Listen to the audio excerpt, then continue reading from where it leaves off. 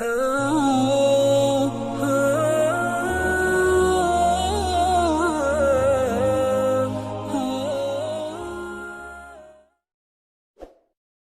itu suka banget sama orang yang bertaubat lalu belajar, memperbaiki diri. Taubat dan taklim Allah nge-like banget tuh.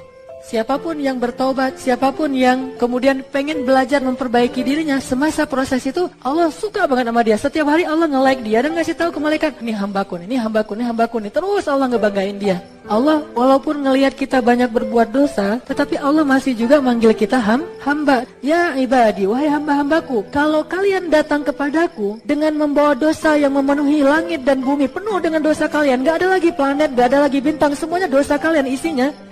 Lalu kita datang kepada Allah dan kita mengatakan, Rabbi, ini hambamu yang fakir ada di hadapanmu. Ya Allah, ini hambamu yang hina sekarang datang ke pintu rahmatmu. Apa kata Allah? Aku bukakan rahmatku seluas-luasnya, aku terima kedatanganmu, lalu aku gugurkan semua dosa-dosamu menjadi hilang, wala ubali, dan aku gak peduli sebanyak apapun. Allah yang mengubah takdir dengan doa. Jadi bukan doa mengubah takdir, tapi Allah mengubah takdir dengan doa. Dan takdir itu bisa dirubah-rubah. Suka-suka Allah dong. Orang Allah yang nulis takdir, yamhullahu ma yasha'u wa yuthbit, kata Allah. Allah bisa menghapus apa yang dia tulis dan bisa menetapkan. Jadi nggak usah pesimis, nggak usah putus asa dulu. Wah, kayaknya memang takdirnya nggak bisa. Orang yang jahat kayak saya, yang pernah punya masa lalu yang kelam, menikah dengan akhwat yang hafizoh dari pesantren apa gitu. Kan kayaknya takdirnya nggak. Orang yang soleh, orang yang menjaga diri dengan orang yang menjaga diri, orang yang soleh dengan orang yang soleh. Atau ibin litoyibat, orang yang baik ketemu orang yang baik. Tapi kan saya mah orangnya udah keburu nggak baik duluan. Sekarang lagi belajar jadi orang baik, tapi belum baik-baik amat. Sedangkan dia mah udah terpelihara dari dulu. Kayaknya kita mah nggak sekufu, nggak selevel, beda dunia. Yang satu dunia putih, satu dunia hitam. Ini gimana nih nggak ketemu nih? Takdirnya mungkin kita emang nggak layak untuk dia. Tetapi dengan doa, Allah Subhanahu Wa Taala berkuasa untuk mengganti takdir. Teman-teman, kalau Allah mau membalas setiap dosa kita itu dengan satu musibah, kayaknya kita nggak punya kesempatan untuk bahagia dalam hidup. Musibah aja terus. Karena dosa kita itu terlalu banyak. Mata kita dosa, lisan kita dosa, telinga kita dosa. Belum lagi yang dihitung itu yang batin ya. Ini ngitung yang zahir-zahir aja udah banyak nih. Apalagi ngitung yang batin. Batin itu dosa apa? Dosa hati. Ngerasa yang gak nyaman, dengki, iri, cemburu, segala macam. Itu udah dosa. Pikiran, mikirin yang jelek-jelek tentang orang lain udah dosa. Jadi kalau kita mau dibalas setiap dosa dengan satu musibah, hidup kita itu adalah pergantian antara satu musibah dengan musibah yang lain. Makanya Allah berfirman, wa ya'fu an katsir. Sebagian besar dosa kita itu gak dibalas sama Allah sebetulnya. Jadi jangan suudzon dulu sama Allah. Allah biarin aja dulu supaya kita punya kesempatan bertobat. Jebakan-jebakan setan tuh suka gitu ya. Dia bilang, rugi lo sholat tapi masih buat dosa. Akhirnya kita jadi malas sholat. Padahal sholat itu cara kita untuk ninggalin dosa. Inna sholata tanhal fahsya'i wal munkar. Itu sifat dari sholat itu mencegah kita dari dosa. Udah Ustaz tapi gak tercegah. Lihat, minimal ada rasa feeling guilty kan. Itu bukankah itu bagian dari progres spiritual dalam diri kita? Mulai ngerasa gak enak, mulai ngerasa malu. Bukankah malu itu bagian dari iman? Berarti sholat membangun keimanan kita. Bukankah muraqabah itu bagian dari iman? Merasa dipantau oleh Allah. Mulai merasa setelah itu nyesal. Dulu gak ada nyesalnya, habis buat dosa biasa aja, malah bangga, malah cerita-cerita. Sekarang malah nyesel. Masih buat dosa sih, tapi setidaknya udah nyesal. Maka terusin sholatnya. Perbaiki sholatnya, Allah akan perbaiki diri kita dari dosa. Oh mungkin sholat kita masih kurang tepat waktu. Oh mungkin sholat kita masih belum di masjid. Oh mungkin sholat kita belum di shaf pertama. Oh mungkin sholat kita belum banyak ditutup dengan istighfar setelah sholatnya, doa dan seterusnya. Perbaiki sholat kita, Allah akan perbaiki hidup kita. Sebagaimana kata Umar, wahai diriku, kalau kamu punya masalah jangan bilang ya Allah saya punya masalah besar, tapi bilang wahai masalah saya punya Allah yang maha besar. Serahkan kepada Allah. La tahzan, innallaha ma'ana. Ya Allah pengen nikah, ya Allah pengen rezeki, ya Allah pengen kerjaan, ya Allah pengen anak, ya Allah pengen apapun yang kebaikan-kebaikan, ya Allah. Bukan yang lainnya. Yang penting jangan bikin Allah kecewa, itu aja. Kalau kita nggak bikin Allah kecewa, kita masih tetap bisa ngandelin Allah. Begitu kita ngecewain Allah, nggak bisa ngandelin apapun. Kalau kita mengandalkan Allah, maka Allah akan menggunakan segalanya untuk kebaikan kita. Kalau kita nggak bisa mengandalkan Allah, maka kita kehilangan segalanya. Sehingga ulama bilang, siapa yang mendapatkan Allah, dia mendapatkan segalanya. Siapa yang kehilangan Allah, dia kehilangan segalanya. Salah satu doa minta disembuhkan kecewa dan sakit hati di dalam sholat adalah Rabbighfirli warhamni wajburni. Kalimat wajburni. Selama ini kita baca enggak? Tahu artinya? Hampir. Apa arti wajburni? Bukan paksa aku dong Allah, enggak. Padahal arti jabbar juga yang memaksa kepada kehendaknya. Tapi kalimat wajburni, makna jabbar di sini makna yang ketiga di antara tiga makna jabbar, yaitu yang mengobati sakit hati. Kalau mau ngelamar seorang cewek, sebelum kita datang ke calon mertua, lobi dulu ke langit pemilik hati mertua. Minta kepada Allah yang menggenggam hati. Begitu di depan pintu pagar, la haula wala quwata illa billah. La haula sampai 100 kali. Kenapa 100 kali? Sampai yakin banget ya Allah lah yang menentukan hati seseorang hamba. Bisa dibolak-balik. Bisa jadi awalnya si calon mertua ini udah punya calon sendiri buat anak yang perempuannya. Akhirnya orang tua calon mertua tadi yang udah punya rasa srek kepada yang lain tiba-tiba berubah pas ngelihat kita. Wah, ini nih calon menantu saya nih. Jadi Allah sendiri yang berjanji akan menunjukkan keajaiban, mengabulkan permintaan-permintaan yang baik dari hambanya, sehingga tidak perlu kita ragu, Allah gak mungkin ngecewain kita.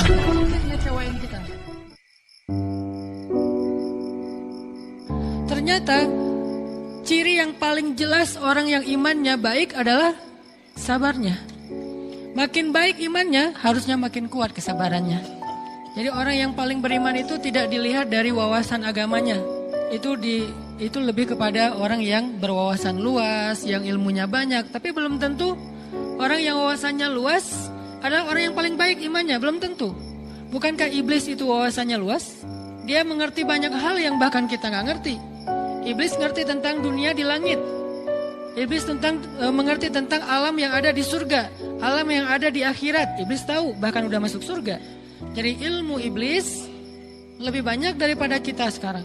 Tapi kenapa iblis malah tidak sebanding antara ilmunya, wawasannya dengan ketakwaan dan kesolehannya? Karena iblis tidak sabar dengan sebuah ujian. Ujian iblis apa? Eksis. Mana jodoh saya kok nggak muncul-muncul? Sabar aja. Pertama saya suruh sabar, nanti setelah itu saya suruh cepet-cepet. Pertama sabar aja lah gitu. Kenapa?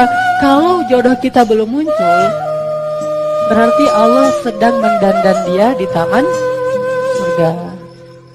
Dan kalau kita sampai mati dalam kesabaran, jodoh kita nggak muncul-muncul juga, berarti kita ingin segera dipertemukan dengan jodoh kita yang abadi, yang lebih cantik, yang paling keren banget, yang luar biasa, yang kalau dia muncul di dunia, maka cahaya matahari itu akan hilang gara-gara cahaya dia. Yang kalau selendangnya jatuh ke bumi, maka antara langit dan bumi itu akan harum semuanya dengan kasturi. Yang kalau, air liurnya jatuh setetes ke lautan, seluruh lautan itu akan menjadi manis. La tahzan, jangan khawatir kalau kita istiqomah. Orang yang istiqomah itu kan identiknya kadang-kadang dia kayak kesepian ya, sendiri, gak punya teman. Terutama ketika dia hidup di lingkungan yang lain pada seru-seruan, dia sendiri yang gak seru. Akhirnya kayak gak dilibatin. La tahzan kalau kita ngerasa sendiri. Kenapa? Nahnu awliya'ukum fil hayatid dunya wa fil akhirah. Kata Allah, kami yang akan nemenin kamu. Siapa kami? Allah dan para malaikat. Cuman kita gak ngelihat doang. Tapi sebetulnya kita tuh punya geng. Kalau kita ngerasa gara-gara istiqomah jadi sendiri, la tahzan, jangan khawatir, jangan berkecil hati. La tahzan, jangan sedih. Kami temenin kamu di dunia, dan nanti kami temenin kamu di akhirat.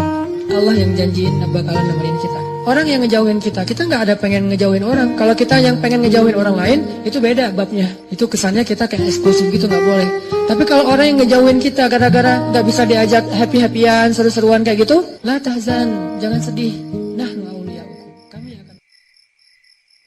Pengen nggak begitu berdoa langsung Allah menunjukkan keajaiban? Kita pengen aja nggak berani ya, karena kita nggak percaya bisa. Kita mau mengatakan pengen, itu aja kita nggak berani karena menganggap itu nggak realistis. Ah, masa sih bisa? Bisa kalau kita yakin kepada Allah. Kalau kita nggak yakin, kalau kita bilang nggak bisa, kalau kita ragu bahwa Allah bisa menunjukkan ajaib kepada kita dalam hitungan detik, terus kemana kalimat kun fayakun? Masalahnya kita nggak yakin untuk bilang pengen begitu doa langsung Allah kabulkan. Itu aja kita ragu. Kenapa? Kita nggak percaya itu bisa terjadi dalam hitungan simsalabin abracadabra. Kita nggak percaya itu bisa terjadi dalam satu kalimat kun. Makanya tidak ada kun dalam hidup kita. Gimana caranya? Belajar yakin kepada Allah.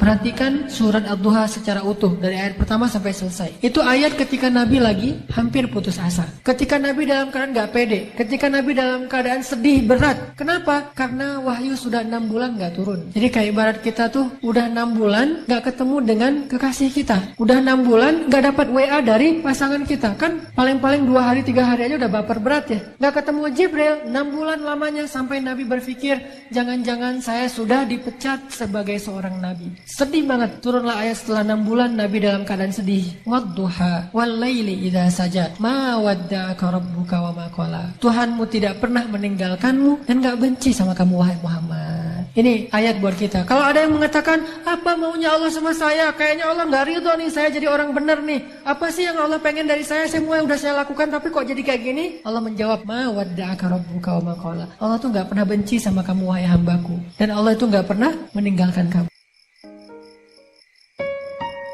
Makin romantis doa sama Allah, Allah tuh makin senang. Dan Allah tuh senang banget sama orang yang rajin berdoa. Kalau ada yang bilang jangan banyak-banyak doa, malu sama Allah, nggak enak gitu, itu salah. Manusia kalau kita banyak minta dia nggak suka, tapi Allah justru dia nggak suka kalau kita nggak minta. Sehingga doa itu dalam Islam dianggap sebagai ibadah. Orang yang paling Allah cinta itu justru yang banyak minta, dikit-dikit ya Allah, dikit-dikit ya Allah, gitu tuh Allah suka banget. Orang yang nggak pernah doa itu adalah orang yang sombong, ngerasa dia bisa hidup sendiri tanpa Allah. Orang justru makin banyak doa menunjukkan penghambaan dirinya bagus kepada Allah. Dia ngerasa la haula wala quwata. Saya tuh nggak punya daya dan upaya sama sekali illa billah. Makanya minta kepada Allah. Sal tu'tah, minta pasti dikasih sama Allah. Teman-teman sekalian, bisa jadi orang yang paling mulia di antara kita di mata Allah adalah orang yang paling banyak diuji dalam hidupnya. Diuji dengan ditinggalkan oleh orang-orang kesayangannya, kehilangan pekerjaannya, dimusibahi dengan sakitnya, dirugikan dalam jual belinya. Maka jangan bersedih. Ketika itu terjadi dalam kehidupan kita, berarti Allah sedang ngasih kita kesempatan untuk ngerasain pahit getirnya kehidupan kekasih-kekasih Allah.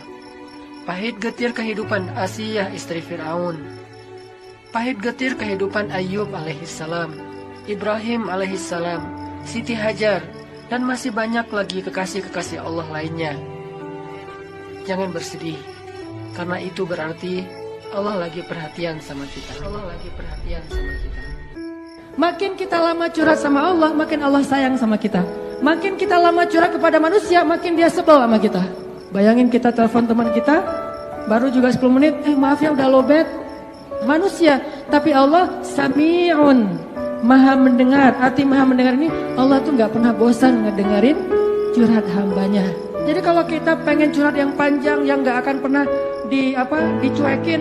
Kadang-kadang kita curhat lewat telepon ke teman kita, di loudspeaker dia ngapain gitu ya. Kok gak ada suara dia, kok diam-diam aja. Kamu dengar kan? Dari jauh dia langsung lari, iya dengar, terus pergi lagi. Itu manusia, Allah enggak.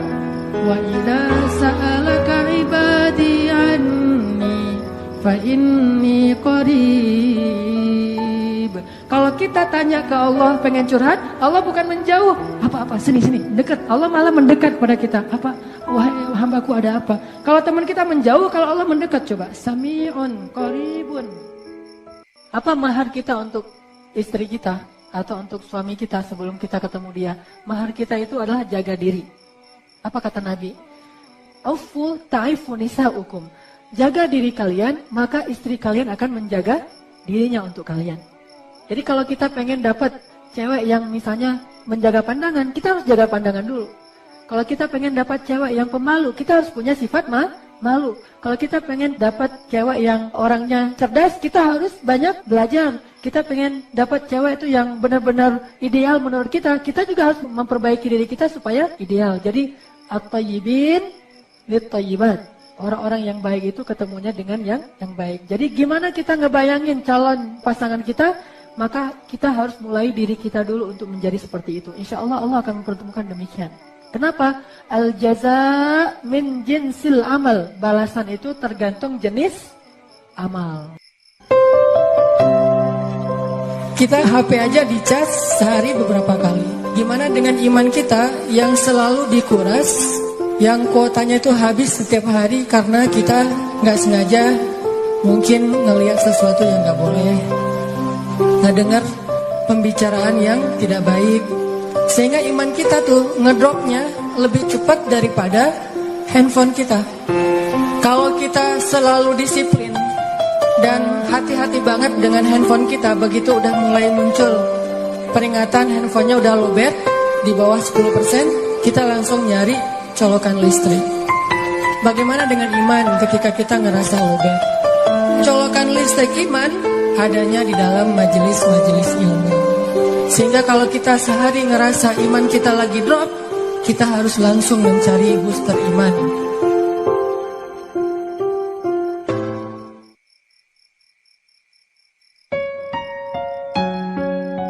Kadang-kadang apa yang kita lihat, apa yang kita rasakan, apa yang kita pikirkan berbeda dengan apa yang Allah perintahkan. Allah menyuruh kita tinggalkan riba, tapi kan riba itu menguntungkan versi kita. Versi Allah rugi.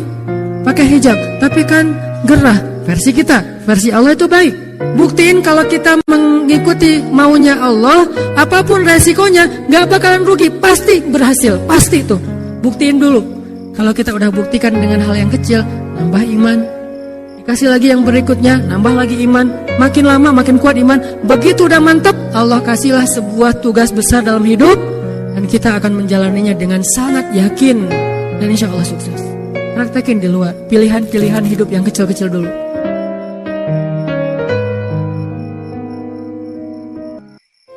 Doa itu senjata paling berharga buat orang yang beriman. Sangat bisa diandalkan. Ada apa-apa aja minta sama Allah. Allah datangkan ini, Allah datangkan itu, Allah datangkan. Sehingga ketika Allah yang mendatangkan solusi, itu jadi mudah loh buat kita. Setiap kita butuh minta sama Allah, nanti Allah datangin. Kita gak punya network, Allah punya. Kita gak punya modal, Allah punya. Kita gak punya ilmu, Allah punya. Kita gak punya waktu, Allah punya. Semua Allah punya. Tabarakalladzi biyadihil mulk wa huwa ala kulli syai'in qadir. Minta sama Allah, sesimpel apapun. Ustadz, saya udah berdoa, tapi ternyata terjadi juga apa yang saya khawatirkan. Ada aja adegan-adegan yang saya minta apa Allah kasih, atau saya minta apa Allah kasih yang sebaliknya. La tahzan, tidak usah khawatir. Kenapa? Allah nggak pernah ngecewain orang yang meminta kebaikan darinya. Tapi kenapa terjadi kayak gini Ustadz? Kita nggak tahu aja ada apa di balik ini. Ini intinya adalah jangan panik, jangan berlebihan dalam menyikapi ketentuan Allah. Karena yakin Allah tidak pernah menginginkan bagi hambanya illa khairan, kecuali kebaikan. Allah tidak pengen keburukan bagi hambanya, nggak pernah pengen kesusahan bagi hambanya. Allah sendiri yang bilang, yuridullahu bikumul yusra wala yuridu bikumul usra. Allah pengen kemudahan untuk kalian, gak pengen kesusahan untuk kalian. Jadi kita yakin kalau ada yang masalah dalam hidup kita, wah, bukan Allah mau mencurangi saya. Fa inna ma'al usri yusra. Tenang aja dulu, bilang la'allahu khairan. Mudah-mudahan ada kebaikan.